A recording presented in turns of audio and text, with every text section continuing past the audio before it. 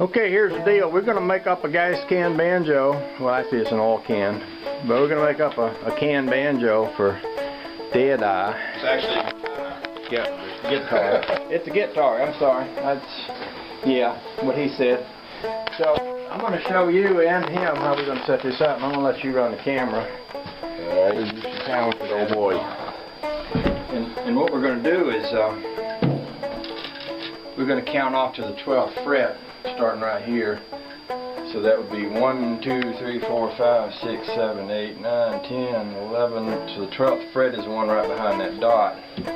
Now we're going to pull a measurement between this fret, which is where your string starts, and that one. And that's roughly about 11.5-ish. Now what we want is for the string, for the bridge, to sit about 11.5 inches from that. Now if you mounted that like this, you'd have your bridge sitting down here. You wouldn't get any sound out of that baby. Right. Because you don't get no vibration if it's down there. But if you mount it like this, then that's going to put your bridge right in the middle of the can here, and that's where you want it to be. This looks like it's bent in some already. I don't know if you did that on purpose or not. That side might look a little better. It's going to bend in some. Looks like you notched that a bit too. Right. Which is okay. But what we're going to do is, because this has this funky looking neck thing here, we're going to grind these little knobbies off, and we're going to put something like this here, and we're going to glue it all up, and we're going to attach it, and we're going to saw it off right here so that we can mount this on there like that.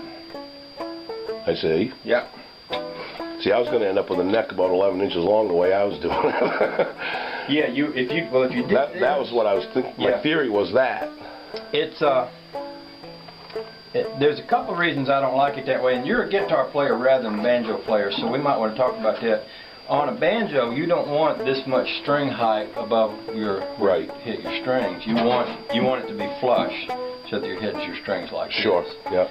I don't know if a guitar tends yeah, to even overlap. guitar spacing would be pretty similar to the banjo. Okay, so actually that would be better. Half inch above the body of the guitar or whatever. Okay.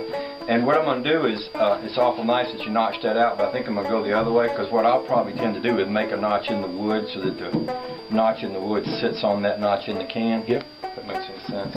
Does. And we might solder that back up or something. Yeah, I was going to say spot weld that back in place, just so you have more strength. So this really is turning into the do's and don'ts of building a guitar banjo. Well, I mean, you know, thing. Since we got you here, we might as well use you as a test pilot or a crash test dummy, whichever you prefer. Yeah, I think the dummy one's about the right answer. But there's two things we can do today. We can cut this to fit. We can grind this stuff down. We can glue it all up, and we can clamp it.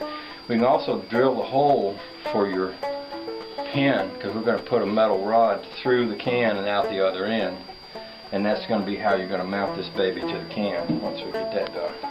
Cool. Okay, so with that said, we'll stop the motions, and we'll do some grinding and cutting and welding here, and then go.